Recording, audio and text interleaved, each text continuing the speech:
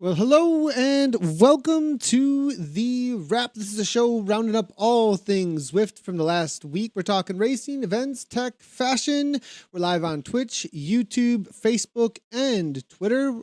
We're live at the show every Thursday now at 11 p.m. Central Time USA, 5 p.m. NZT, Fridays, that is, in New Zealand.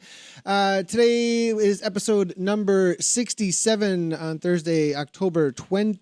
I'm Nathan Guerra. Anna Russell is the co-host of the show. And what's on the show today? Well, we're going to be talking about the Zwift Grand Prix Roundup, the Alp battle, as well as last week seems to be a hiccup, or maybe a little bit more than a hiccup, in the Zwift Grand Prix for race number 1. We'll be talking about what went down there. A Zwift tip: how to get perfectly right colored tron in the start. I'm actually really interested in this one for Team Italy and also the rest of the teams. Like, you got to really match your kit. We had a whole discussion about this in our team. Well, a little discussion. Maybe it was mainly my discussion to the team about matching the kit, but that'll be an interesting tip. There's a big Zwift update that just came. There's new roads with a refresh of Autopia, new workout startup screen, tutorials for riders, play pairing, third-party steering, protocols perhaps that are going to be up. Who knows? Like, there's a lot of stuff going on here. Reduced gravel rolling resistance. Is that actually happening? We'll let you know. No Coach's Corner this week, but be on the watch out for updates coming on the website very soon. And then we also have the jersey pick of the week, which is the Tour of New York City, or the New York City, the Tony jersey. Go and check that out. Make sure to jump into the chat as well. We love to interact with you if you are watching live. We can already see the chat opening up. And if you are listening on audio, this is a podcast as well. Go ahead and find it by jumping onto any platform that you download your podcast. Search the Wrap in Zwift. You should be able to find it real quickly. And we love to hear from you as well. Find us on socials. Well, Anna, as usual, we talk about first, what have we been up to? I'm going to let you go first because I think anybody who hangs out around the Zwift racing scene saw a little bit of what I was up to today. I don't know how deep into that I'm going to go, but we'll see. I feel like you're still traumatized. So we'll get into that. We'll have a little therapy session. What I've been up to has been far less intense, I think. Although I completely crashed yesterday. I sent Claire a message and was like, oh, I want to go to bed. And she was like, don't do your session tonight. Then I finished off my carb study and got a full report. So I thought next week we could dive into a bit of that. Did my Zada test on Wednesday, which was hell. It was just horrible. How did the first, I got to ask, how did the first effort go? What is it? Is it a 2 minute? Yeah, it's a 2 minute, right? 2 minute. Yeah, how'd that one go? I completely like blew up like a maniac, and then I had to like restart the whole thing. Oh, yeah, I don't know. Like, it was really, it's kind of odd because the instructions are like, go out as a full sprint. And I'm like, but if I go out as a full sprint, you're just going to I'm not fail. gonna make the end of it. Yeah. So I was just like, I'm too like analytical for that. I was like, well, no, I'm gonna just go hard and hold it. I'm gonna disobey. I'm disobeying yeah. this test. I was just sort of like, I don't really understand that mentality. And then the 4 minute was okay. The 12 minute, I don't know. I found 12 minutes, just this time period that really sucked trying to keep going hard for. And then the 2:15 seconds were kind of fun. And then the next day though, it was quite interesting. I turned up and did my last the study session. So with the full VO2 and stuff. And it was like the worst session. It was just like 5 by 3 minutes as hard as you could go with 2 minute recovery between. That was the next day? Recovery. Yeah. And then repeat it. The next day, fasted 7 a.m, no coffee. I like got on and the guy was like, oh, I have never seen this before. Like, you literally, he was like, did you eat? Because you're supposed to eat this one carb thing. He's like, did you eat your carb thing? I was like, yeah. He's like, there's no carb here. Like, you're burning no carbohydrate. And I was like, I feel really depleted. He was like, I actually don't think you have anything. And then I had to keep a food diary. And I told him I'd done the Zada test. And then he looked at the food diary. He's like, you've got nothing. And I was like, oh, that's why I feel so terrible. So that felt terrible. And then, yeah, what else? Carsten's come into a few workouts I've been doing, some more VO2 stuff, which has been like fun. And I don't even know what I did last weekend. But yeah, that's about it for me for this last week. Seems to have gone really fast. Yeah, same. What did I do over the week? I can't even remember. Like as you said, the trauma from today is just like taking all of my brain cells to even process what went down. So, it was mainly a lot of training lead in to Alp du Zwift. Oh, I did the 2x20s with punches. That's what I did. So it was a really good workout. And I think mainly, so I didn't have the greatest race today. If anybody watched the broadcast, and for the Zwift Grand Prix, and I think mainly it's because like the usually I can be like whatever, okay, cool, and I don't have that big of a like need to justify my existence and identity after a race, but like I'd put a lot into, and it's interesting. I remember I said I was getting really excited for Zwift Grand Prix probably 3 or 4 weeks ago. And I said, wow, I'm really motivated for this. And it is because these are my people.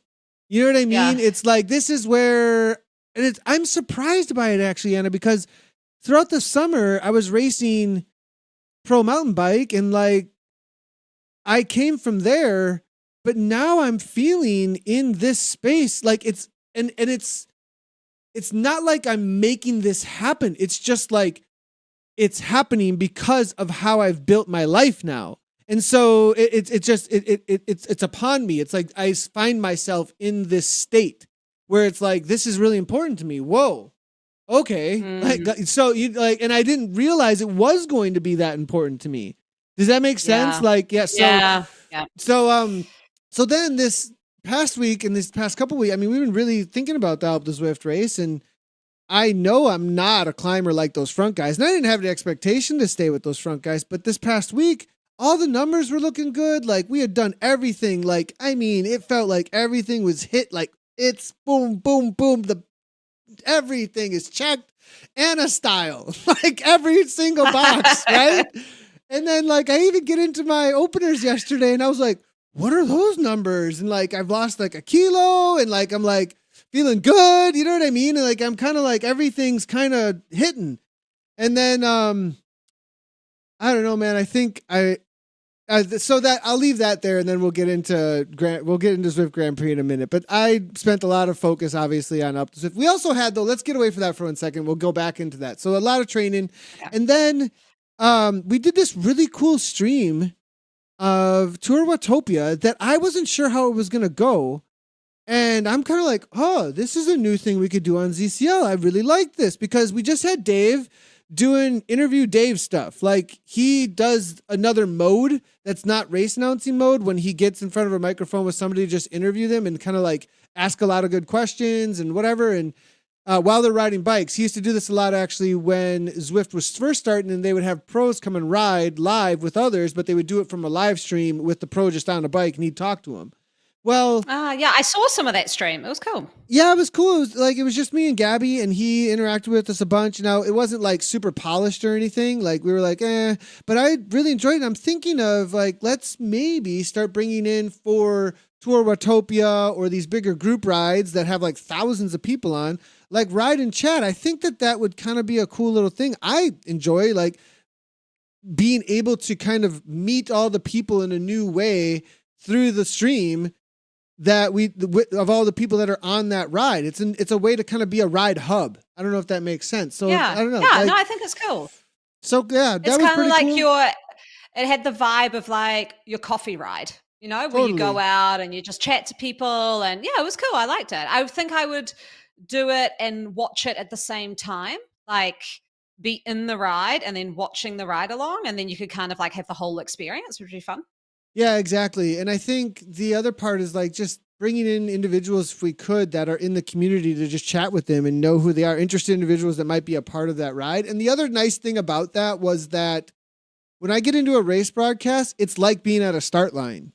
Like everything in place, and we got the results, and we got the this, and we got that, and am I gonna call it right? You know what I mean? And like, and am I going to tell the story right? We got to find the story in the race, and you got to, and it's like part of the reason probably like I like commentary so much because it's another way that you can race almost, but like you do it through storytelling. You know what I mean? Yeah. So Yeah. where this was No, it so was much cool. more, I was able to get off my bike and help her. I mean, this shouldn't be happening, and hopefully it doesn't happen in the future. But because it was more chill and it didn't have the commentary expectation in the same way, it can kind of be a little bit more relaxed, you know what I mean? And you could settle into the broadcast with the chat and the ride. So that was kind of nice too. So been up to that and lots of sauna time. So also training stuff. Oh, fun. Awesome. So we had, for everyone who tuned in for Grand Prix today, they would have seen that race 1 was annulled. Shall we? Yeah, let's go there first because that's chronological order. There? Chronological order. So yeah.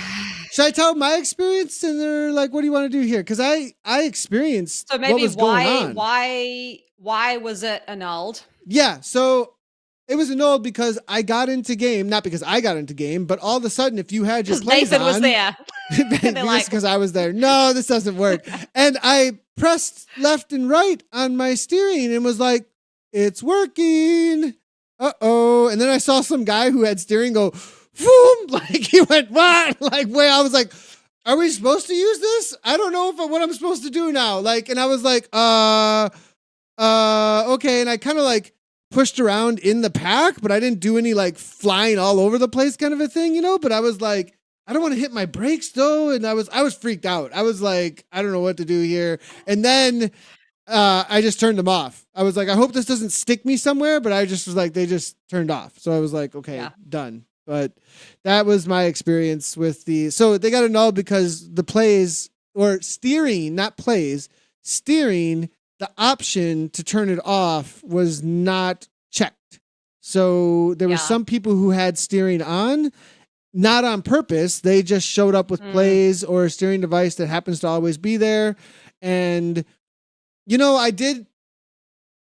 how do I say that? Like, I can understand from a racer's perspective where you get into a race and you weren't expecting something to be there. And then all of a sudden it's there and you're like, is this supposed to be like this? I don't know if this is supposed to be like this. Did I miss something? You know what I mean? Like, I can understand that. That's what I thought right away. Like, I 100% was like, oh, maybe I missed something. I don't know. This doesn't seem like it's supposed to be like this. Like, so. Yeah, I mean, so there's the side of it where, steering was enabled. That's just human error. Like, shit happens. Like, I've organized a ton of racing where drafting forgot to be turned on and they turn up and within the first second of the broadcast you're like, cool, it's a TT for some reason. So that's fine, like mistakes happen.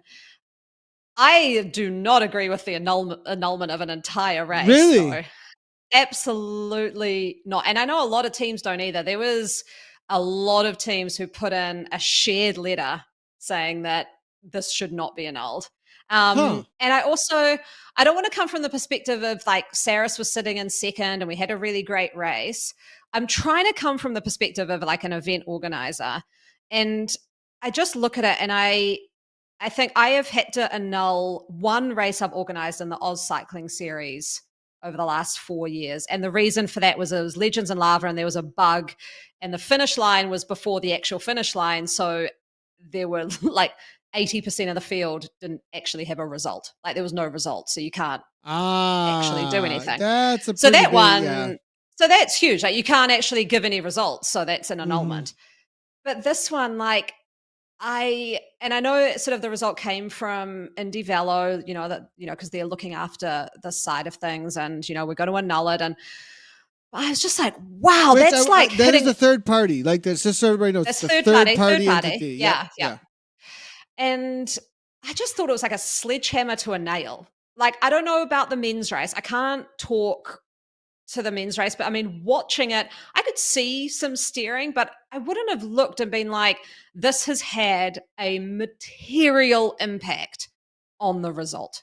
Like, it's not as though you saw, people going up Libby and someone obviously was flicking around onto tight corners and got past 3 other people.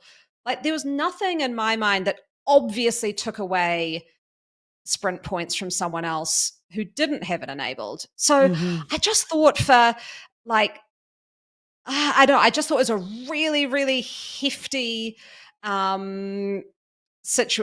decision for what I think was a mistake. And yeah, it's not great, but for a whole race to be annulled, that sets a low bar for a race annulment. Yeah, I mean, I thought for sure it was going to move forward with some sort of I don't know, like some sort of whoops, oh no, and then an explanation. All I thought was needed was an explanation. Maybe if there was like a grievance on one sprint point or something, and you could show on that sprint point, then you maybe reverse that sprint point or something. And those two teams that have a grievance against each other could talk about it then and be like, well, what do you want to do? And what do you want to do?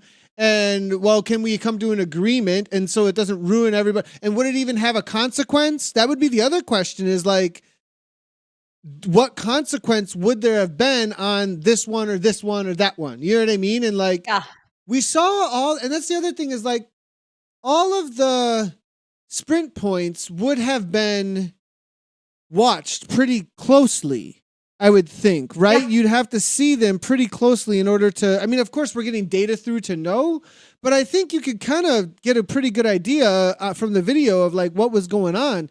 And I didn't watch the whole thing back for every sprint decision. I only like remember my perspective, my first person point of view is the main thing I saw.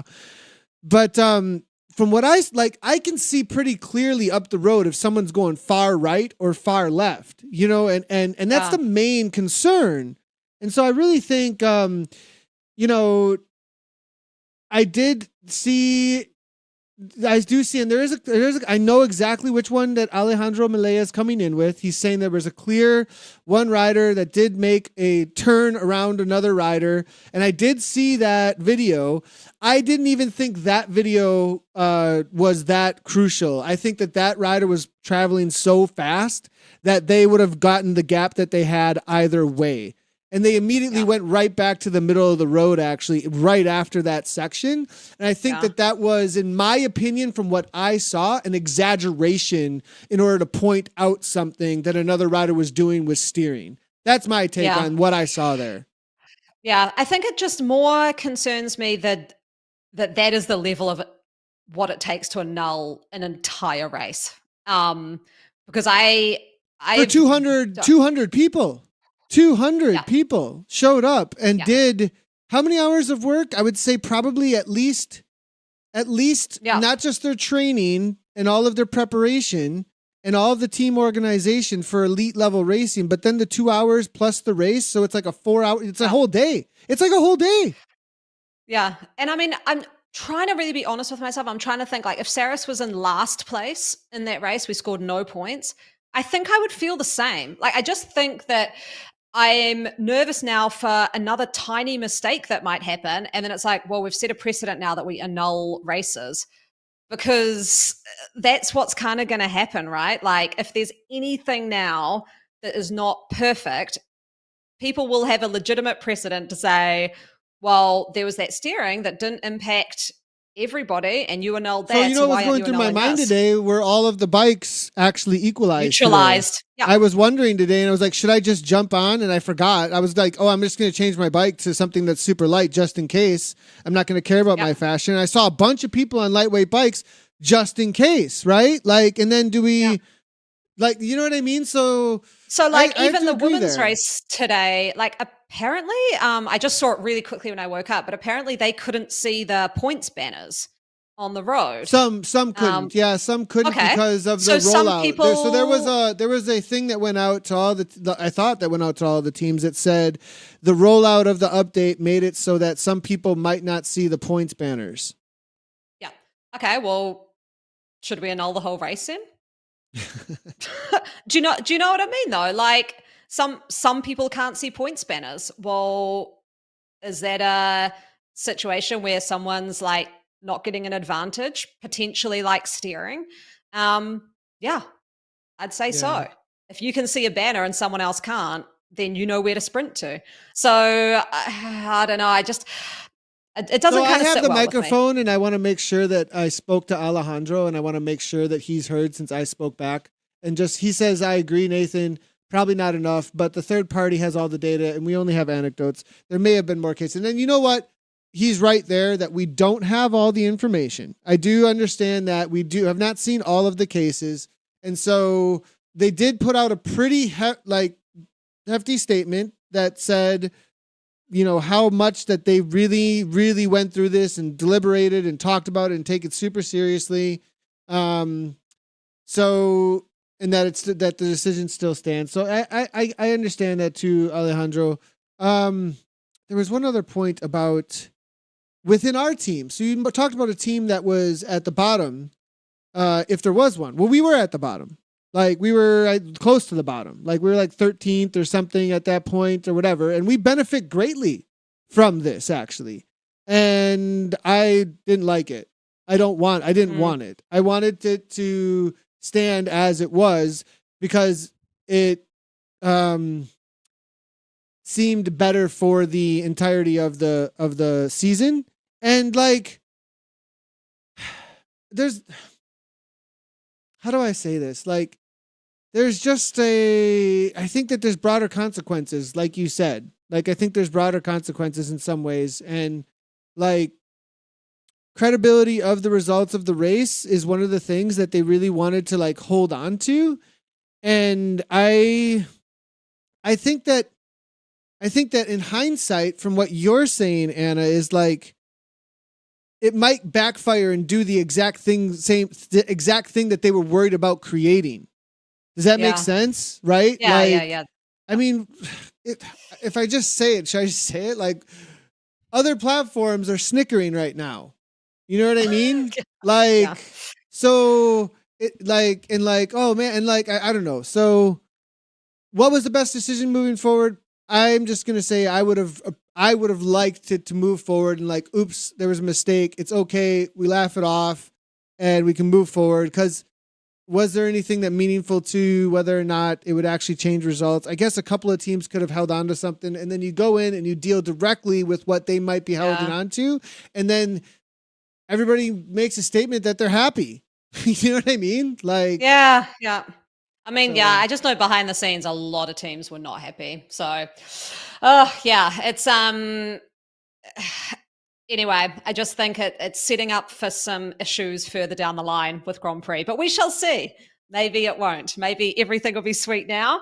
But it does make me nervous that it's set an extremely low bar for an entire race annulment. Oh man, maybe we should see if George wants to talk. Like, because we're talking to his decision. You know what I mean? Like we're speaking. So and like, to be honest, like we're in this little bubble over here. I respect him hugely. We both do, like big time. And so actually, when I read that, what he put out, I was like a little bit more like, okay, well, if George thinks so, you know what I mean? And so like, same. I want to hear. He softened the blow. Yeah. He softened the blow for me. Like when I saw it, I was like, oh, well, it is George. Like I know he makes smart decisions. So, okay. So it brought me, back down from like angry land. But I don't think he'd come on the show and talk about it. I mean, maybe he will, but it's an independent group. In general stuff. Yeah. We can talk about general stuff. I mean, he runs the whole scene when it comes to verification. I mean, he's involved directly with Zwift stuff at this point. So anyways. Yeah. And I know from being an event organizer, not of Grand Prix races, but, events that, man, like it's a tough gig because you get a lot of people emailing you and talking to you and things like that. So I know it would have been an extremely tough decision. I just don't sort of agree with it. But we had a race annulled this MTB summer actually, and I had the same exact feeling. Like, man, we drove all the way, and because of some rain and because of the whatever, and like there was all this stuff, and then they just like got rid of the race. Like I was like, what? Like how? I don't know. So anyways, I have to agree that it has to be a pretty big, serious deal to not be able to get some results. All right, let's move on from that though. I mean, Any positive to bring forward from that? I mean, you're just mad. Sounds like. Oh, like I said last week, like I was super pumped about Grand Prix. I loved watching it. I thought it was awesome. And I think that's why afterwards I was like, felt really flat because I was like, got it. It was yeah. So there is that's a where I'm huge coming from. Like, positive. It was a ton of fun. Yeah. We're back. And like last week we were so hyped Yeah. afterwards. I And it was know. like all like, let's go. And then dang and then it just kind of flattened me a bit because I was like, yeah, I got quite a few messages Yeah. like that from other racers too, like from other teams. Well, I like, ruined James Barnes's day, which I feel really bad about because he was off doing his like Sunday morning ride. And I messaged while he was riding. I was like, oh, wow, quite a decision. And he's like, oh, I'm out for my Sunday ride. I'll take a look when I get home. And then he's like, you've ruined my day. I was like, I'm sorry. But good things about Grand Prix, like today's race was like, I'm so glad I wasn't racing it. It just, man, that looked intense. Huge shout out to Sandrine Etienne, who turns out is a UTMB like ultra runner back in the day, which does not surprise me now saying that because those ultra runners can hold power. And is it Martin Martins? dude, those were animals, man. Those guys went nuts. Like, Yeah. jeez. And that effort was, I made some big mistakes just from like a what's in my control point of view. So I'm going to talk about that first in relation to what those guys did. At those speeds with those dudes, like, you don't ride your own pace. You go with them till you blow up and then you hang on. Like that, you have, because the speeds are so high that there's a good amount of drafting. And like, Really? Up the Alp? Yeah, we were going so fast that like you can save somewhere between I would say 2 to 5% in the draft, like sitting in with the speeds that we're doing. Like you can't have sauce on. I didn't have sauce on or anything, but I've gone up like Mautopia Mountain with that kind of speed with those guys, and that's what you get. It like you get like a percentage of draft for sure. And also I think that it, for some reason in Zwift racing, the distance that you get with them and the momentum that you can carry, like it's a little bit different. It's short enough of a climb, like at that 35-ish minute marker, that you can kind of fake it to the end almost. I think like there's a little bit like blow up and then fake it to the end. And I mean, anyway, so that was insane. Like 33-31. He did 33-31, Martin Meritons. Tugels did a 33-37. And they gave us 5 minutes. 5 minutes. Oh, so close. I was watching and I could see your name. I was like, at one point I was like, oh, he's got 10 seconds, but he's got 4K to go or something. Can I give was like, all of my excuses though? Like seriously? No. Like come on. Okay, like I have No, one. no, Okay, no. I have one that I'm gonna leave the rest. Okay, I have 2 that I'm gonna tell everybody, and there's a few others. Okay, that I could go into the weeds with. Old man Nathan threw out his back and was laying on the floor with 2 hours to go, and I probably shouldn't have raced because I'm in pain right now, you guys. I can't walk that well. Like, so I got on the bike and wasn't sure if I could pedal, but it was one of those back issues where you can still pedal, but you can't walk. I don't know if you guys know what I'm talking about, but if you've had that before. So like I think I did it doing some spin ups before my weigh-in. I was, doing my last little sweat out, and then like went to go do my weigh-in, but I was doing spin ups, and then all of a sudden I felt something a little off. And then I went upstairs to go like change and like was bent over, and bam, I was on the ground. Like on the ground. Like Gabby almost didn't race. We almost like went to the hospital. Like I was like, and then I was like, I don't know if I can race, whatever. Somehow we got the weigh-in done, right? And I was like, I can't carry that 25-pound thing to put it on the thing. Gabby had to carry the, and I'm like, I can't. And we got the weigh-in done. I was like, yay, we did it. Guess what, everybody? Because I thought it was done, I didn't change my weight in game. So I'm carrying an extra kilo up the freaking Alp on top of it. I get into the freaking pens, forget about that. The race starts, and here I'm in my settings like, shoot, I got to change my weight. And then you can't because you're already in the game because they changed that hack that people used to do. I was like, everything was just done at that point. I think I went into like protection mode because like at that, like I don't know if you know what I'm talking about, but like when things are really going wrong, you kind of go into just do your own thing mode. And I just let them all kind of go and rode my threshold kind of. And like, anyways, like there's all my excuses. I think I could have performed so much better. And I'm like, I was so like beat up about it. And then of course afterwards I'm like laid out and like totally like can't move. So on top of like this like depressing, I put all this work into it. You're like, can't move, thinking it like my life's over. You've got the nickname Old Man Guerra. Yeah, now. I saw that. OMG stands for Old Man Guerra now. No, guys, I've done the same thing in my 20s though. Okay, like this same exact injury. It's a common. I think it is actually a common like bad position. You bulge the disc out a little bit on the bike if you have a bad bike position. I think it happened because I swapped to the road bike indoors and I'm a little tight.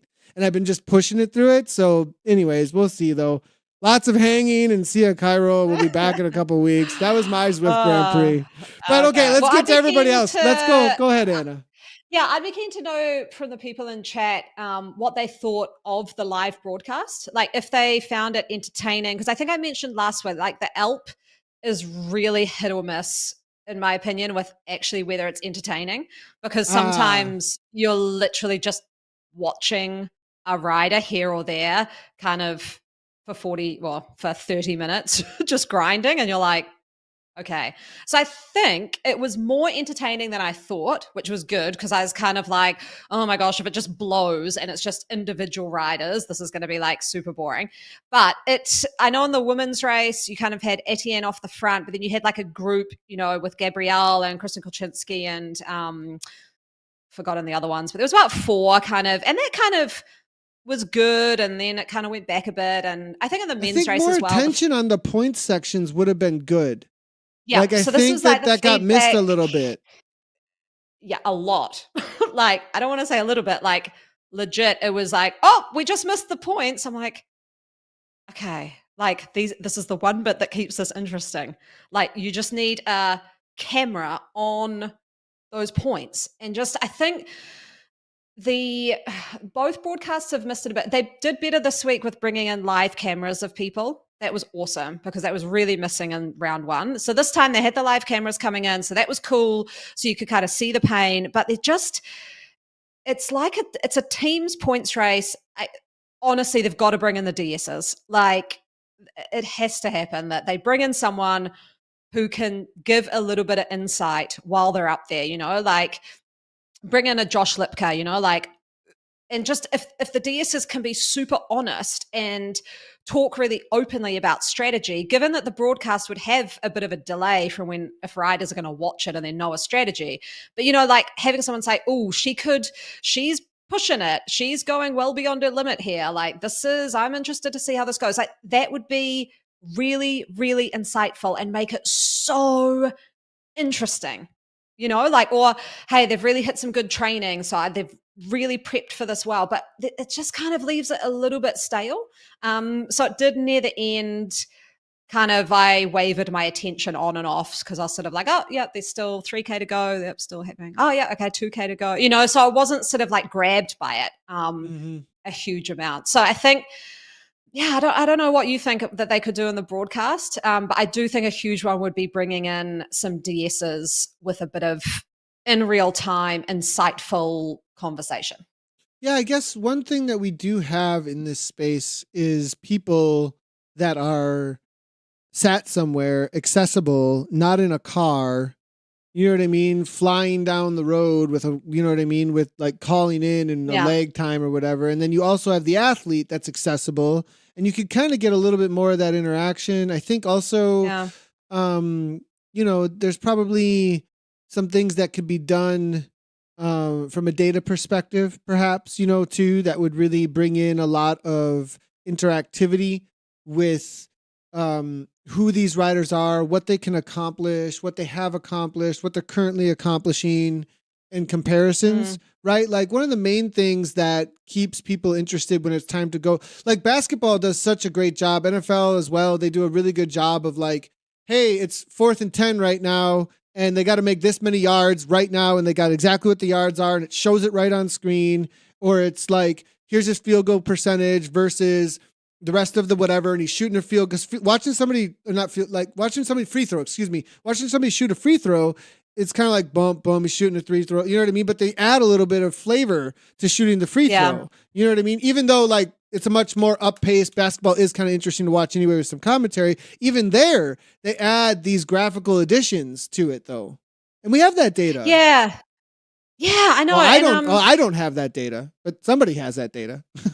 Or even like you said, the riders, like, I get it if riders don't want to come in, especially on a course like that. But a lot of the riders you could see from the video had someone with them, like a support person. Talk to the support person. Like, even that would be like, man, they are working hard. And like, I think it just, I'd love to see it. I saw Claire, my coach Claire, actually coming into the chat. She was saying she had her kids at school doing the commentary over the racing, which is quite fun. But she said that seeing the real-time positions would have been nice, like all the time. And the women's race, I think they lost the sort of data for quite a while. So you couldn't actually, there were no positions anywhere. So you just didn't have anything. You're kind of like, where is everybody? So I think, I mean, you're a broadcaster. Like, what's the reason we just can't have that traditional Zwift, like, thing on the right-hand side that lists all the riders? I don't know. I think because there's nothing wrong with that.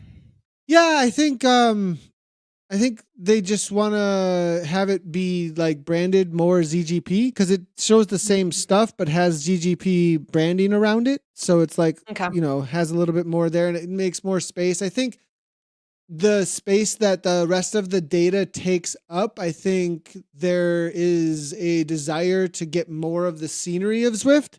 So it's the way it's a creative call. I think it's a creative call, but one thing that I'm definitely pushing for, and one of the things that we talked about a few weeks ago was the growth of the esports space and the need for tools for organizers to have that could develop out there. And this is kind of developed a little bit. Like Zwift Power was the original one. It was the original community tools space to get racing done. And now a lot of people are using what Zwift Power had originally been.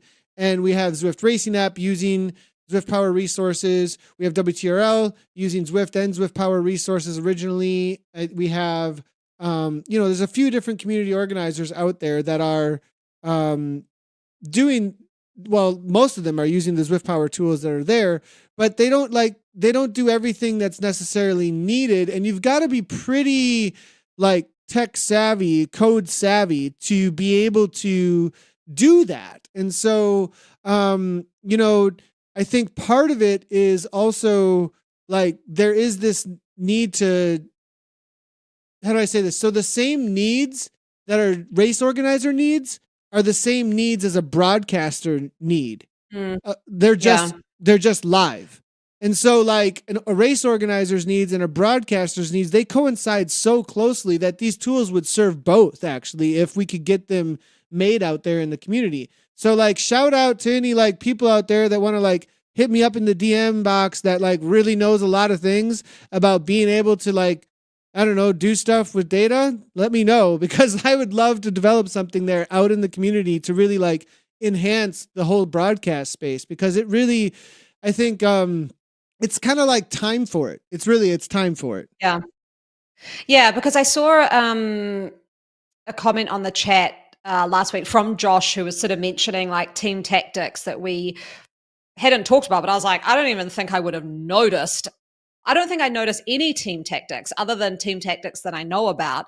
So I think, but again, like it's really hard as the broadcaster, like how do they know too? And then I was kind of thinking today, like, did the teams could they send the broadcasters like, hey, like I know with Saris, right? I know that they were going to have Em and Alex go out early and see if they could split the pack super early. Is there a way the team managers could just send some like draft tactics to the broadcasters or the commentators so that they could, be like, oh, well, we knew Saris was going to go try something early. Looks like they've done it. It hasn't worked. Something where it's like, there's just that little bit kind of, just that more insight that the broadcasters could have potentially. I don't know how it would work. If anyone else in the audience kind of thought the same thing. I did notice from the chat though that in the live stream that people were getting a little bit frustrated. So that's kind of why I thought talk about it a little. That up. So, okay, let's talk about the performances and how amazing they were though, like both on the men's and the women's sides of things. Like I was actually extremely proud of Gabby. She had come into this race like really not really nervous. Like she actually was just like way more in an acceptance mode of like whatever's going to happen is going to happen.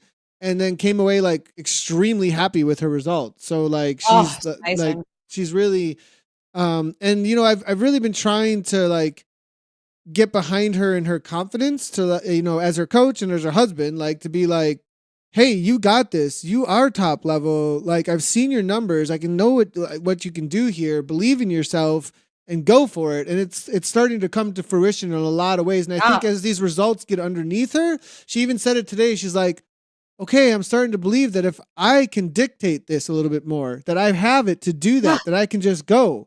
Because she races a little afraid sometimes because she's not sure of her ability, especially with the weight gain. Like she's gained a ton, like in her head, a ton of weight because of an eating disorder. And like now is getting stronger, but the belief isn't necessarily there that she could still race at, and now she's racing better than she's ever raced before. And I'm like so happy that it's like coming together for her because I watched her suffer and still at times watch her suffer. Like yesterday, there was a little bit of a moment where it was like, and we've talked about this a few times, and she said I was free to talk for her about this. So like I asked her beforehand, but like there was a moment yesterday where I was like, hey, are you doing it because you got away tomorrow?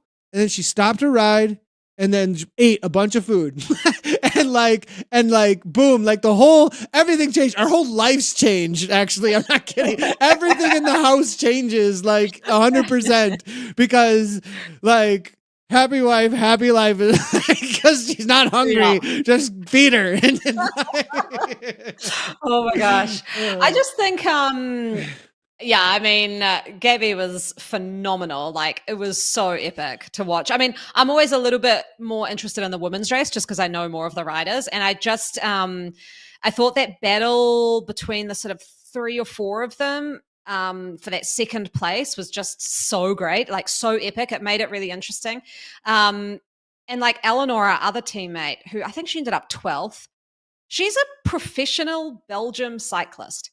Like when I talked to her after the last ZRL, she raced Belgium nationals, you know, handlebar to handlebar on the start line next to like Lotte Kopecky. And I'm like, she was 12th. Like, holy, this is insane level. And I even look at like the likes of like Monali Keller or Megan Rathwell, and I'm like, wow, this the level. Okay, let's talk to that. The level has gotten really, really high.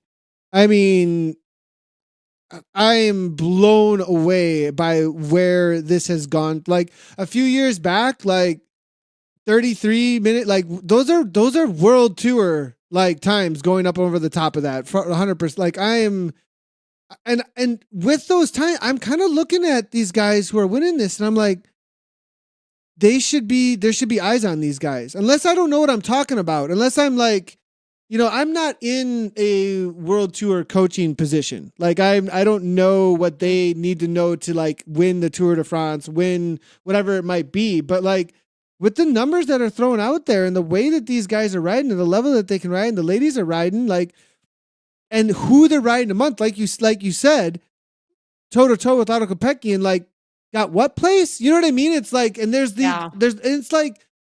There's enough. I'll say she was. There's a big enough pack of them at this point that it's like you've got your pick. Take your pick. You know what I mean? Like go look. I do. I will caveat that though. Like when I say Eleanor was like toe to toe with Lotte Kopecky, I'm not saying toe to toe at the finish line. I'm saying she was starting the race with her. Like she's a professional in Europe. I'm not saying she's like, you know, literally battling Lotte Kopecky for the green jersey. No, but at the Tour de France she has a contract. She's a very good rider in that same peloton. So like, exactly, right. 100%. I think I was really, really hoping because I saw her on the team lists that Ashley Millman Passio would have raced, because that's the kind of gauge that I would like to see. Because Ashley is like a top level mountain climber in the professional women's field. So I was like, I really hope she turns up because I want to see, like, how close is everyone to Totally, this? You know, like, totally. I want to see the yardstick, because I think there's also, and I'm not a professional cyclist, but I watch a lot of it. There's also it was always what kind of frustrated me a little bit with triathlon, when age groupers would be like, oh my gosh, if I'd raced professionally I would have come 8th, and I'm like, yeah, but the professional field has a lot of nuance to some of those results, you know, that you back off on the bike because it became really tactical. And I think, and like, I'd want to see the yardstick of what the pros would do in that race, because I think sometimes when you see them on the road, very rarely, unless it's an individual time trial, you know, you look at Demi Vollering racing up that last climb, Tourmalet. She was sitting in the pack, sitting in the pack, sitting in the pack, sitting in the pack, sitting in the pack, went for it in the last 3 kilometers. You know, so it's a different style of racing. So I think, yeah, I want to see it though. I want to see the like a pro versus Grand Prix event. That would be so epic. Like, could you imagine like Martins with like Jonas or Tom Pidcock, or, you know, like, and you're like, holy shit, he is there. You know, like, I just want to see that. It would be so good. Yeah, I think at this point though, because we did have that like pro-am racing happening like early on, and I think at this point we need to get to the point where that's attractive somehow. And we're just not there yet. We need some growth yet to bring in the riders. You know, I think that the growth needs to happen organically now, to the point that it's attractive for riders of that caliber to come and ride. Like, you know, Niwa Doma came over and raced the Big Sugar, you know, last weekend, and Amazing. dominated, did an so amazing job. And that, like, it was so good. It was so awesome. But it was attractive because they had a huge prize pool. It's a big race. Like, we need a little bit more growth here, I think, because there is the opportunity for that international stage to be there. We just need to get that growth going on, and all the things we're talking about these things that people want. I mean, the chat's lighting up about all the things people want. You know what I mean? Yeah. And so, like, people are interested. There was Zoom, just so you guys know, there were Zoom cams. I have a feeling that there might have just been maybe a couple difficulties getting everybody's Zoom cam on. But I mean, Gabby was shown at times. I did see Etienne was shown at times. I saw Leonard Tugels was shown. Kocinski was shown. I think what we're saying, maybe from what I mean, I don't want to speak for the entire chat audience here. What I would love to, you know how I said that battle between the women with Gabby and those guys kind of for the second, I almost want just their webcams up the entire time. Like Gabby, Kristen, Saint Etienne, and I'm so sorry, but I just cannot remember the other one. But if it was lined up and you literally were just watching them all the time, because they bring it up for like not even a minute, maybe like 30 seconds, and then it's gone, and you're like, oh, I was just getting really into and like having more like side by side, then some side by side, or like 3 even, and you can do like so now I'm giving like all this background to the broadcast, but like we've done it before when we've done quite a few where we would do side by side with Zoom cams that would show like this individual and see both their cams at the same time, like head to head. And then you can even make like a 3, and they've done that before actually in TTTs where it's like a 5 up and it's the whole team, you know, kind of a thing. So that would it's possible. Be awesome. Like, I think that would, the next step would be that sort of like once that break had been made, you know who those riders are. I get it in the bunch. You can't just put random cams up because that's just weird if there's a whole bunch race with sprints. But a race like today, I think you could. Yeah, 100%. It's good call out, especially on a race like today. It's a good call out. But I feel like we're like once in a while on Zwiftcast, Simon, I'm harking back to be like, this is a whingy episode. Let's like, like we're getting. He would be like, we're just whinging on constantly, but it's always. Well, should we go to the? It's from passion, and it is. We want to just Yeah, I just want to see the community. Like yeah. Anyway, we can move on. Should we go into Happy Place, new roads and new updates? Yeah, so let's talk about that because I rode the new roads yesterday during my openers, and wow. Like I was really, really amazed actually. I have a little soundbite slash I mean I have a little soundbite slash like Twitch clip here actually that give you an idea. Like this is part of the new area that's kind of like Peru or South America or Mediterranean kind of feel. And I'm riding around and like, what is that? That thing there's is a bird. So cool. Is that even like a thing? What is that? Like, is that actually a real life thing that exists in the reels? Or no? I'm so hyped about this bird that is so that cool. went through. You know, I'm like, what is that? And then when they saw Bigfoot, there's a Bigfoot out there. I just ruined it for everybody. But sorry, but there's a Bigfoot, and like, this is where the coolest looking updates I've ever seen from Zwift by far. This beats Yurikaze. I mean, it's hard, but it does. It does. Ooh. Like, okay, I'm like so excited, and I watched the GP Llama video last night with my kids, and I was like, "Oh my god, there's a Bigfoot! Look at the lizard!" Like I was so excited, and they were like, "Okay." I think they were even like, "Wow, like you're getting really crazy about this," and I'm like, because I was like so gutted because I wanted to go on last night, but I was so tired and I didn't, and I'm like, I've actually cancelled my outdoor ride this weekend, and I'm like, I'm just going to go ride some route badges and go check it out. I'm like really excited about it. And it does look really beautiful. And I think it's got like some sprint segments and like the worlds look really cool. There was actually an area, sorry, I'm going to go to the Zwift Insider article. There was some area where that I saw on the video and Zwift Insider that I was like, there's a little bit, looks like they might add some gravel roads at some point. Oh, the Misty Pines campground.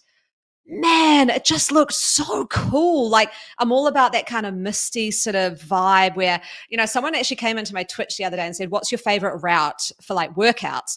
And I was like, anything where there's like lots of trees. So I'll always go usually like Makuri or Titans Grove. And I looked at the misty one on this. I was like, yeah, I love it. Like just in that kind of relaxed, airy atmosphere where you can kind of get in like the pain zone and like because I can't work out in Neokyo. It's like too much. I get like buzzed out on working out and Neokyo, whereas like, because I've got the music blaring, I'm working out, my heart rate's up, and then it's just like calm trees. I don't know. It just sets me in this awesome I vibe. can see that. I get that. Totally get that. Anna, I got to say, so there's another thing. There's two things I want to show you. One thing is you were right, and Zwift said you weren't. Oh. Check this out, Anna. So I'm going to show it on screen. And I'm saying it on the broadcast. So I'm going back and there's a turn here that is a little ways up. It's over I turn around and I'm like, Anna was right. I was like, you were right. There is a right-hand turn somewhere. Where is it? Did I already turn right here? Yeah, here it is. I'm turning so right, Anna. I'm turning right. Oh, and I was right. You can even hear me.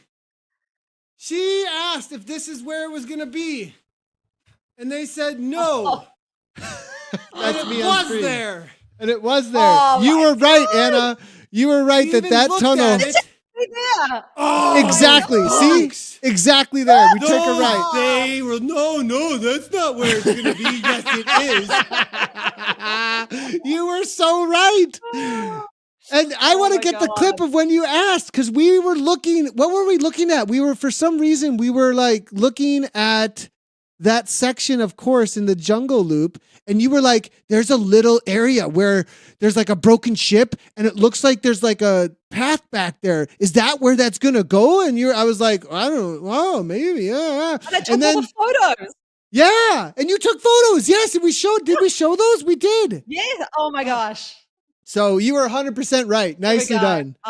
Nicely done. Well, I am like, okay, so you've ridden it. So I'm kind of looking at all the pictures here. Which was your favorite like vibe of the new road? Like, which area were you like, oh, this is awesome. Like, this is Yeah, it me. was definitely the one I just showed where it was like a lot of lizards, parrots, like Amazon / Aztec-y Peru, like feel like that area. Like I really, really liked that area a lot. It was very partially because it gives the vibrant, like you said, Nyokio feel without the electricity in me, like without the let's go, like it doesn't do that to me where it's like I'm at a rave, it's more like, oh my god, it's more like because there's still nature and maybe there's somebody on drums in the background, cool, a hand drum, but like I'm not like I gotta not die in this SPS video game, like. So okay. So that's my favorite part. So there's a ton of new routes. So 1, 2, 3, 4, 5, 6, 7, 8 new routes that have come along with this. And one thing I want to say is there's one route which is 10 kilometers, Temple Trek. The rest are like 40K, they're long. 48K, 42K, 50K. Like I think GP Lama said it was like 230 kilometers of new routes. I was like, "Who? That's long."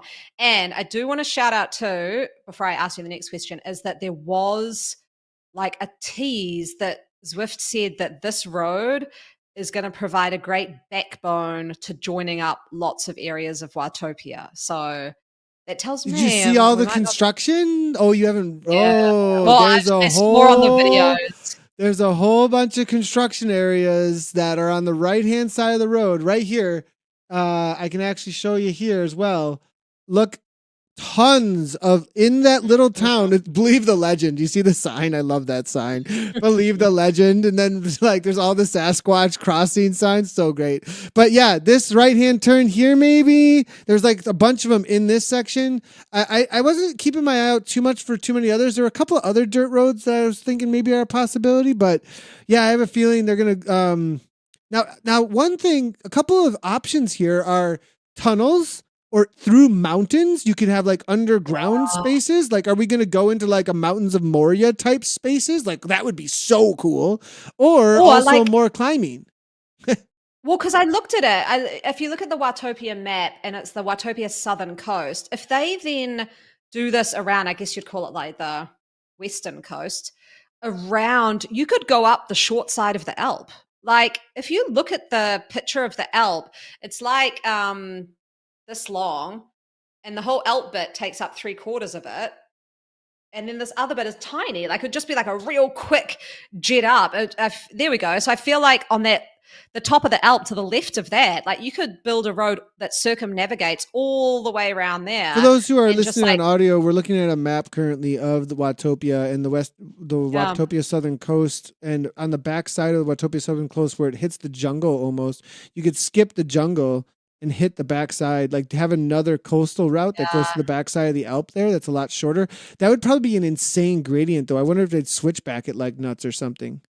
That'd be wicked. It would be like a, oh man, I can't, it could be like a Skur in the Summit, like a gravel kind of gradient. And then, yeah, that would be a fun, that'd be fun to have in there. And even if sorry for the people listening, but head to Zwift Insider and look at the map. Even to the north of the Alp is quite a huge grass area. All around there. This kind of opens up how many options there really are in Watopia, doesn't it? Like the amount of other areas that you could build some roads on. I mean, what is all of this extra in the left-hand side of the map here, lower left here too? And there's a lot of stuff going on here, perhaps, where new expansions. And, I think expansions to Watopia, for some reason. Love it.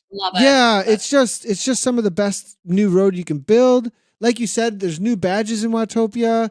One reason why that they're so long is because the southern coast is hard to get to. There's 2 entrance points. So the only way that you get over to them is from the jungle, Fuego Flats, or you start like by Titan's Grove, or you start even in the down in the pens at the beachfront in downtown Watopia. Like, there's only so many places that appears, so there's a little bit of traveling. But then you're adding stuff that's a big long loop outside of doing the Southern Coast too. So I think that's a part of the reason you have to do big loops to make it happen, to make new routes happen. Yeah, this is cool. Claire's come in and said she did Sugar Cookie, which was 39K. I'm looking at the routes. I think this weekend I'm going to hit Shorelines and Summits. So it's 50K, and you begin in the jungle, you do the new coastal road, and then you go up and over Epic KOM, including Radio Tower. It'll be quite fun. Good 50K ride. But I kind of want to just ride the new road a few times. So then I might go just hit that quick 10K one, Temple Trek, and do that too. Yeah, there's actually a stop point on one of them right in the middle of the Watopia Southern Coast, which I thought was interesting. I was wondering I didn't do that one yet. So I was like, I wonder what it is. Like, why do we stop there? It was an interesting, like, halfway or something that seemed to be just one of it was like the shortest route, I think, or second shortest route, perhaps. Okay. Yeah, it was interesting. So the question I had for you is, now you've ridden it, racing on this, like, I know that there's like 4 sprint segments along this new road. What were those sprint segments like? And do you see what kind of racing could occur on this stretch of road? They were long, and they had gradients on them a lot of times. I noticed it was interesting, like little gradients, very subtle, but definitely either uphill or downhill sprints, kind of a couple of them. Interesting. They felt really long, and they're setup sprints, they're tactical sprints, I think, in some ways because of their length. And racing on this is going to be in a points race. Oh, I mean, you're just going to be setting up for 4 different sprints over and boom, boom, boom, boom. Like it. I mean, it's a great place to have a very tactical points race, very tactical, or elimination race. That'd be another thing you could do here. That'd be pretty cool through the banners. Yeah, okay. Like only like a drag race. Oh, one course I wish they had was just a turnaround. Go down it, and there's a turnaround at the back. And come back. Tempest Fugit. That's one route that would be cool. I would love that too, just for doing time trials. Kind of like the Tempest Fugit one. I think if I looked at round 3 of ZRL, which you'd imagine will take one of these, I would anticipate something like Canopies and Coastlines, which is 27.5K. You start in Titans Grove, and then you end at the last sprint arch in the new coastal road. So you'd literally be like Titans, QOM, then you'd hit this road, and like you said, boom, boom, boom, 4 sprints. How many K is finish it? You said it was, I think that's the one I did yesterday. Yeah, that's the one I did. Bad. Okay. Yeah, I think we'd finish pretty quick in the A's. In the A's, we get done real quick, I think. Don't you? I mean, 27K, we're talking 36. I guess that's normal. Is that normal? Some of them are normal. Yeah, about 30, 27 to 32K. Yeah, that's about regular. Huh. I mean, otherwise you're hitting like... Yeah, much longer. Nathan, you would love it. You can go up Alp du Zwift again. Yeah, I know. Okay, I did a big rant. If you want to see how I feel about what happened today, go read in my Discord. Okay, I did a big rant, and it was just like, sorry guys, I just need to get this off my chest. Thanks for reading my thing. But I got done, and if my back wasn't the way it is right now, I want to redo tomorrow. I'm not kidding. Like, it's not like I don't like the race. It's just, I didn't go. So there, he brought it up again. It's not that I want to race that race. I like it. It's just, it didn't go well. All right. Oh, okay. Well, you've got. You can poke that one. You can keep poking that one for a while. If you want content, just keep poking that one for a while. We'll keep coming up with content off of the Alp du Zwift and what happened in round 2. I love it. There was a few other things that happened in the update as well. I did have a question for you, Nathan. I don't know if you'll be able to answer it, but so they've done some what would you call it, revitalizing of Watopia. So added like signs and things like that to downtown, which looks cool. So I'll go have a look. So I was riding through London the other day, and there was something's happened to some of the curbs, like I don't know what, like they look a bit raised or something. And then I remember ages ago, it sparked my memory that ages ago there was an update that said like, we've fixed some of the overgrown grass in somewhere, Makuri or Watopia or something. how does that happen? Like, I get overgrown grass in real life, but how does that happen in a game? Like, how do things move? Like, is there an answer to that? Like, what's going on there? I like it that the devs are like, oh, it grew a little. We had to get the devs out there to cut the yard. Like it's like it overgrew kind of a thing. Yeah. Like, But is it a game thing? Like, what's happening there? That's interesting. And I did see the way that the game was built once, like, and the way that they actually build all of this.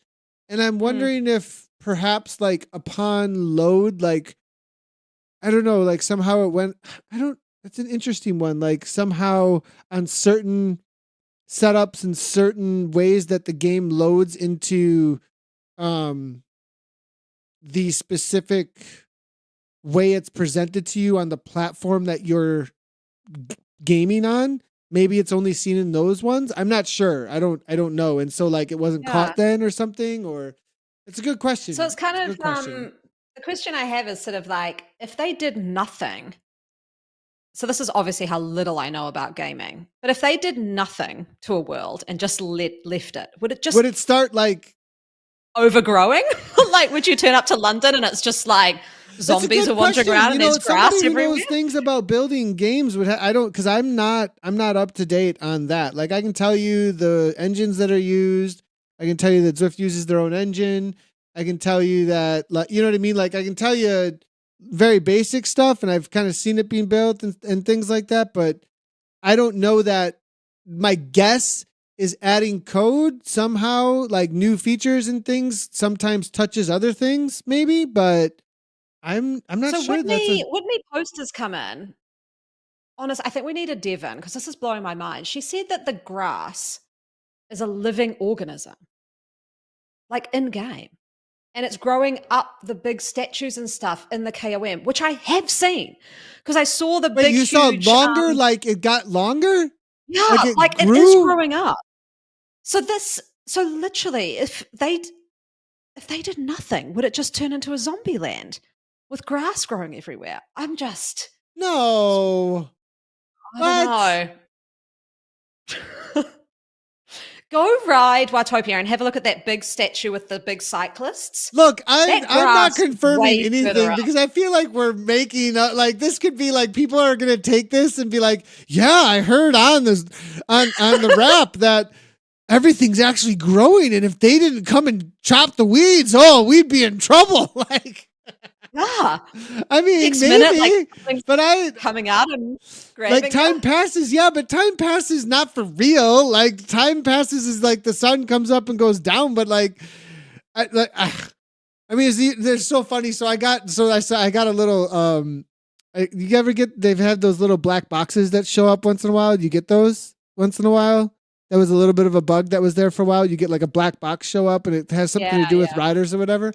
And mine, it reminded me, mine were showing up a little red, like with an update recently. And I was like, I know the Zwift universe is expanding, but come on. I mean, you didn't have to hide that Easter egg that much because it's a little red, the red shift. Anyway. Oh my gosh. Oh, and on another Easter egg for all those watching this, the Grand Prix today, there were Halloween pumpkins at the top of the Alp. I don't know if you guys saw that in game or if you were still cognizant when you got to the top, but there was all these Halloween pumpkins. Yeah, there. and I think they're in the broadcast as well. Like if you've noticed, you saw them on my broadcast, but you don't see them. And I think they've snuck through on a timestamp that didn't get taken out of broadcast tools. So perhaps, I'm not sure, but like, because I noticed it on mine and was like, what?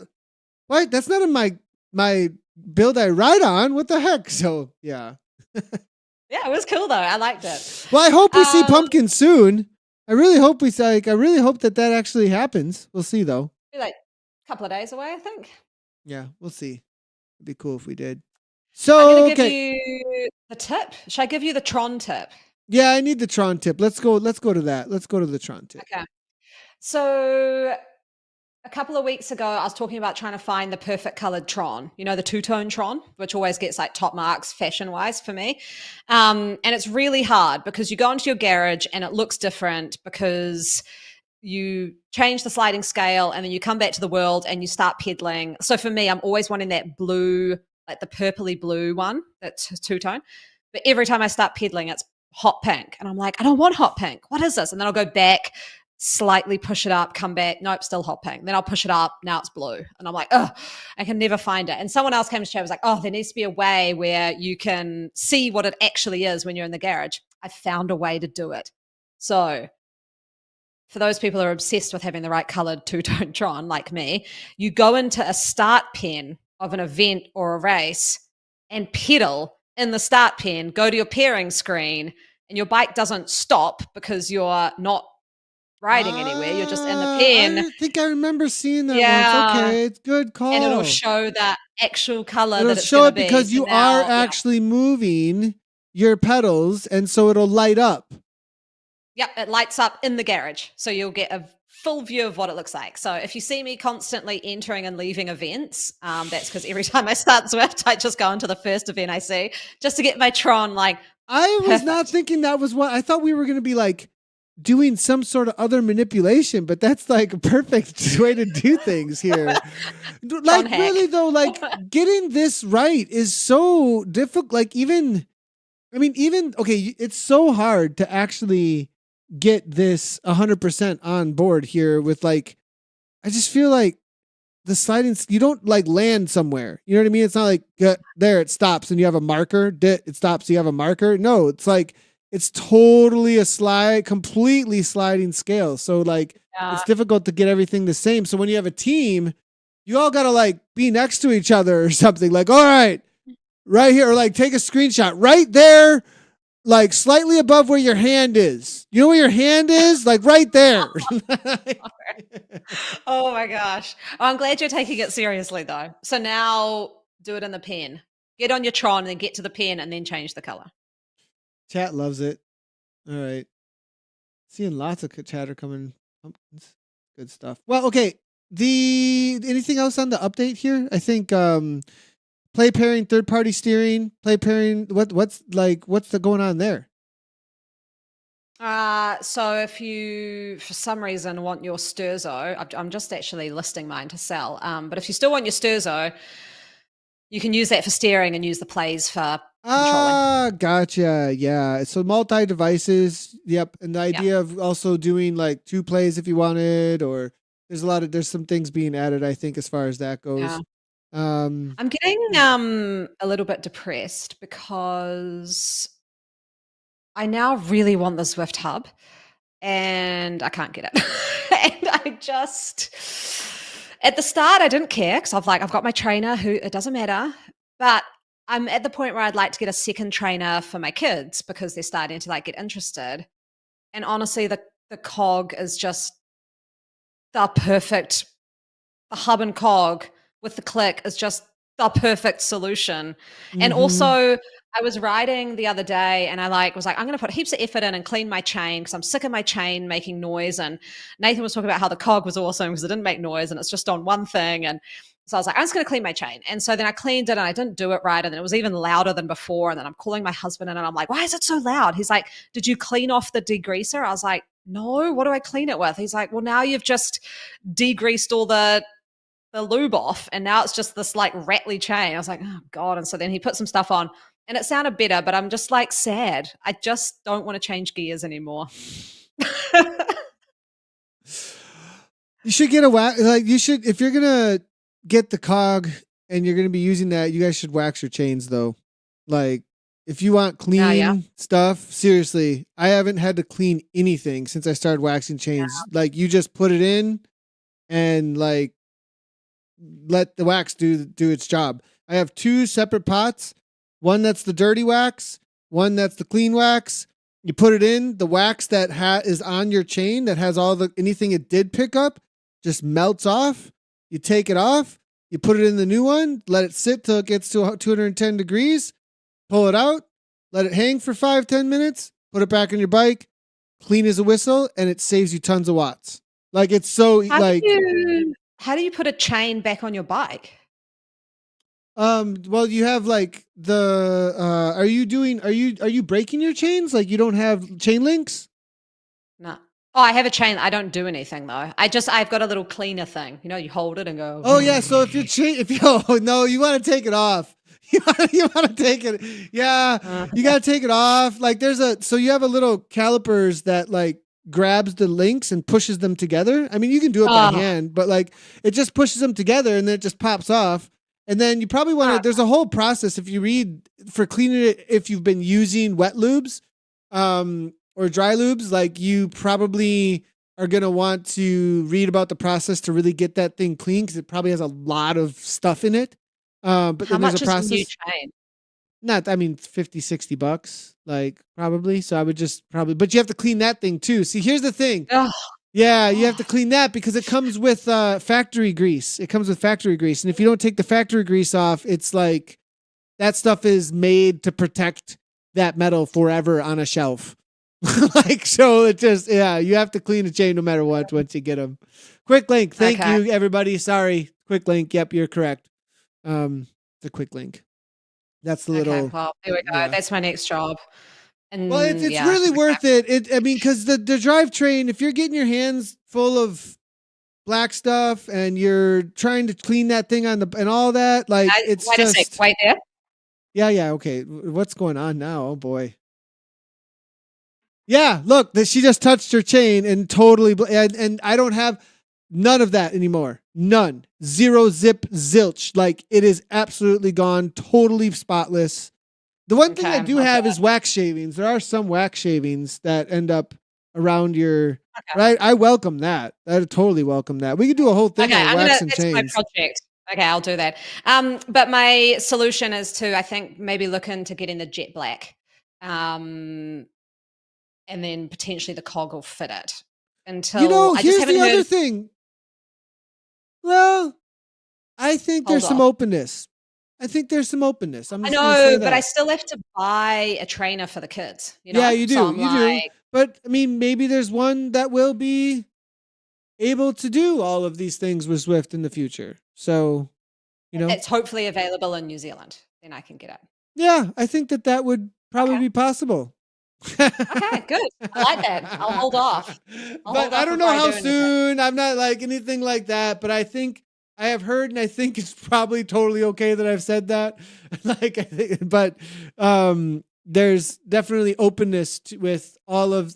So Zwift want to be open with these protocols that they have created. It sounds like in order to push this forward, like the things I've heard are like at the level of like what the standards were that made this space even possible originally, right? And so like pushing this space forward in that kind of way, because it only helps all the ships are going to rise with that 100%. You know what I mean? And in my mind, the first thing, like if I see somebody start writing software protocols that everyone needs to use, my mind immediately goes to what I've been talking about with like dual recording. I don't know if this is even possible, everybody. Somebody help me.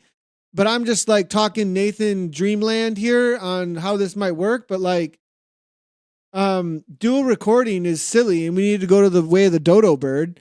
Like, why am I using a third-party device? The third party should just be written into like one standard that goes across all hardware 100%, and they all calibrate the same on the highest end trainer that they have. And so like every single, like there's an agreement across all the highest end trainers. And then it's written into the software that it's just able to check. Pop, pop, pop, pop, pop, pop. That you're calibrated correctly within 101%. There's no more dual recording then. If that's and like my brain might not be working correctly about how things work, but I think if you're connected to a software that's written by the company that can check your calibration right off of the protocol it wrote for how the trainer works, that seems like a solution that we should be aiming at, rather than like I'm using a Garmin with like or whatever like to record in a self-contained system. Like we need to get away from self-contained systems and into systems that are constantly being checked. So that's where my brain goes right away, of course, because I'm all about the competition space. They're all about like, let's just like get people on trainers, Nathan, and like they can have virtual shifting and like, whoa. I'm excited. I just think the hardware releases that have happened recently have gotten, maybe I'm too much of a consumer, but I'm just like, I really want that. And then I see the videos with like yourself and then Llama and you've got that cog and I'm like, oh, you just don't hear the chain. And anyway, it'd be good to get. Yeah, 100%. Well, I think people are going to be coming in. Let me know, everybody, what you think about that. I'd love to hear from anybody because this is something that like I am super excited about. And like I just went off about something I'm probably totally uneducated about. So somebody who's way more educated than me on this, tell me if that's actually possible. Like, I love to hear the feedback. I already see comments coming in. Well, how does it have a base point? And I'm like, they wrote the base point. I don't know. Like, anyways, so anti-cheat software works. I don't know. So, all right. So, Jersey Pick of the Week. Tony. I called it Tony and you were like, what? What is Tony? What's Tony? And I'm pretty sure people who have been watching the whole show, I'm pretty sure I've probably covered this one before. You think so? Because when I saw it, I don't know. I feel like I might have when I did all the tour ones ages ago. But first I wanted to call out the rider. I don't know who they are. I was just on a random ride. But damn, like when I see someone pull together this kind of a look, oh my gosh, I call them out publicly in whatever ride I'm in. Like they probably think I'm nuts. I'm always like, I click on their name, I go find them in Companions so I know their first name, and then I write first name, you have nailed your fashion choice today. So she's completely nailed it. So she's got the retro leather shoes with the retro leather gloves, and then with the Tour of New York kit, which my God, this has got to be the best like tour of world kit in game, like full black, but with real bright colors. Exclusivity is, I don't think this tour was on like when I was Zwifting. Like it must've been circa 2018. Yeah, I don't know if we did cover this. I don't feel like we said any of these things on the podcast. So like, I'm so excited about it. Like, and it I is just pretty think the cool vibe looking. The vibe of exclusivity alongside of the way it looks with the black. Like, This person has matched their Tron exactly to the color of the skyscrapers on the jersey. And I just love the pairing they've done here with real modern futuristic kit with retro accessories. Damn, like if this person is watching or listening, like this is getting so close to a 10 out of 10 for full look. It was amazing. Watch, it's Gabby. she sent you this picture. I think it was like, oh, that's actually me. No, she found this in the wild, I think. But no, I found it. You found I was this. on the ride. Oh, yes, okay, you were on the ride. Oh, my bad. Okay, I was on the ride. I literally called this person out and was like, "You look phenomenal." Now those accents, you're right, 100% though on those accents. Like those are. With the Tron there, perfectly matched. She picked the right ones. You know what's cool about this kit though? They could have picked that like slightly pinkish one too. Or they could have picked orange too. Like, and all of that, or even the purple, and all of it would have accented perfectly with the Tron actually. That's another thing is you could do any of those colors and it would be this the pink or the aqua is probably the way to go though. Yeah. I think the aqua is always like a good color choice. And I just want that kit, man. God, I want that kit.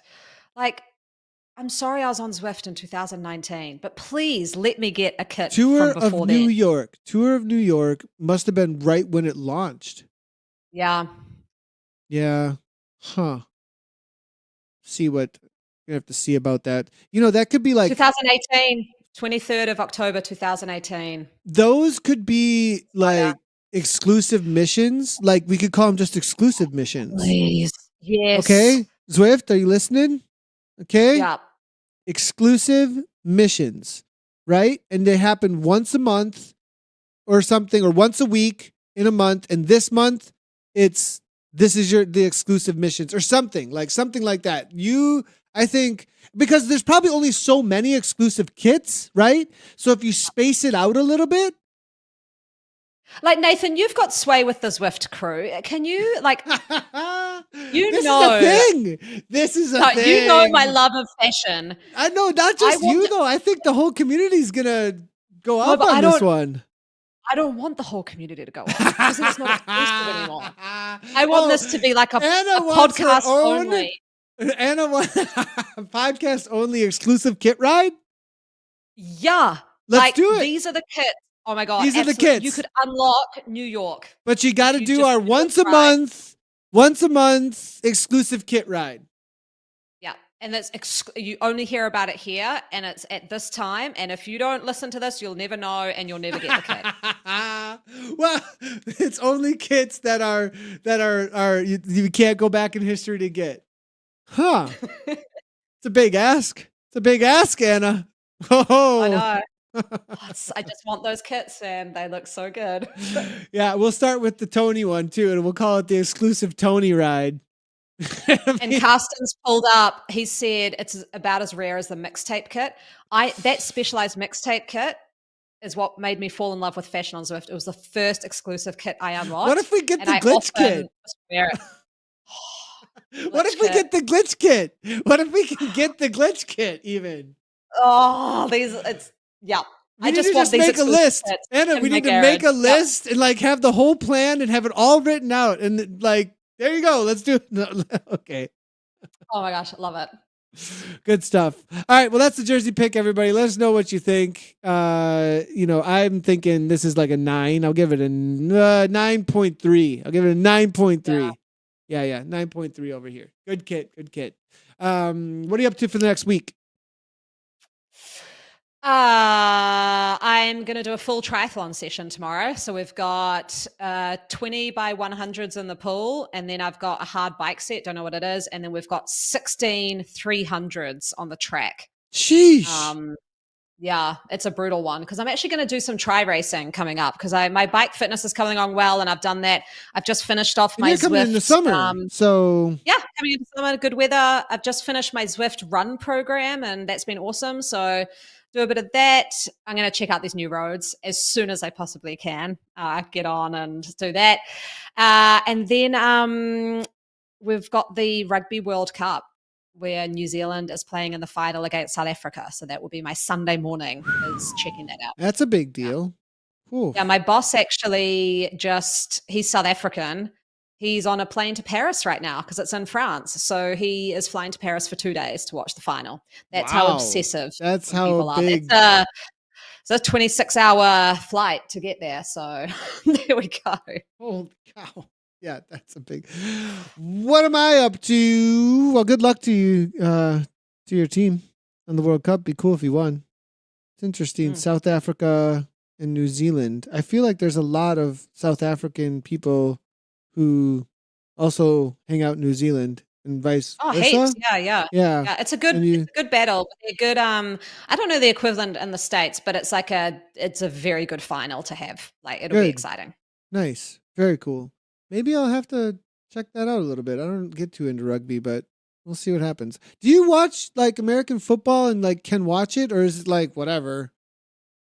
Because I'm trying to relate to like if you watched American football and like because I watch rugby and I just like what? I'm just like what?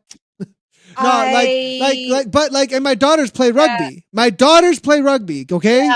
Like, and I cheer them on and I'm all about it and I love it. And Whitney Post plays rugby. She's in the chat. Like, I know rugby players. Like, I'm attached to rugby even, but I watch it and I'm like, what? Because it's because I wasn't raised with it, maybe, or I don't know. Yeah. I think so. Do you know what got me quite interested in American football was the latest Netflix series that I watched. I think it's called Quarterback or something. And I found it quite interesting because I think with American football, there's a lot of, it could be really boring unless you know the nuances of the game. And when I watched that documentary, I was like, oh, there's a lot more here than I thought. I think I could watch it now knowing a little bit more. And I think that's like anything. Like if you knew a little bit about rugby, you'd be like, oh my gosh, wow, that happened.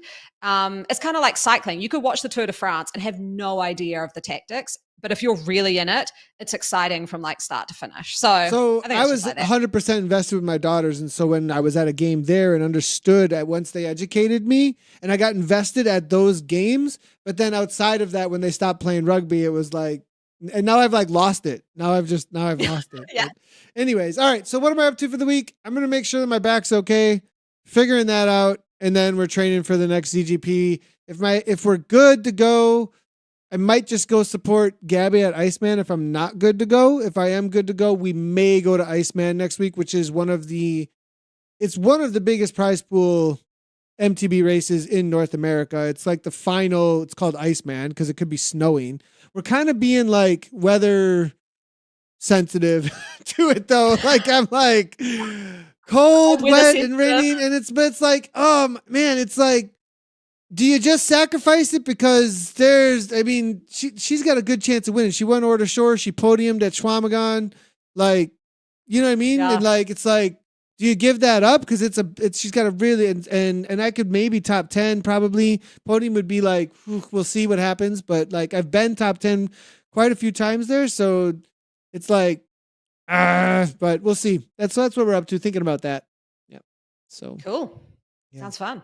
Well, that's going to be it for us, everybody. This has been episode number 67. If you do want to download the podcast after this, you can head on over to the Zwift Community Live website, and it is on the podcast tab, or search the Wrap and Zwift. You can find all 67 episodes. I want to give a big shout out to all of you who are listening all the way through from episode 1. I heard from a viewer/listener. They have started at episode 1, and I think they're on episode 26, and they make it through their day by listening at work to us talk about Zwift stuff. I appreciate you, awesome. Richie Hall. I heard you. I appreciate you. So cool. This amazing comment, and like it's like warms our hearts, just so you know. So big shout out to you. I love it. What's his name? Richie. It was Richie. Yeah, Richie Hall, I believe, was his name, that came into one of my streams, and he just came in and was like, "Hey, man, like, first he was like, what do you think of the Zwift Hub versus this?" And then and then after I gave him my feedback, he was like, that whole story. I was like, what? Wow, what a legend. That is so cool. Totally. That actually makes it all worthwhile. I love it. It does, doesn't it? So go be a Richie. If you want to, head on over to ZwiftCommunityLive.com, find the podcast, or search The Wrap and Zwift, and you should be able to find it anywhere that you download your podcast. Make sure to like, subscribe, comment wherever you are viewing or listening. It helps out the channel a ton. We'll see you next week for episode number 68. Until then, everybody, thanks for listening, and ride on.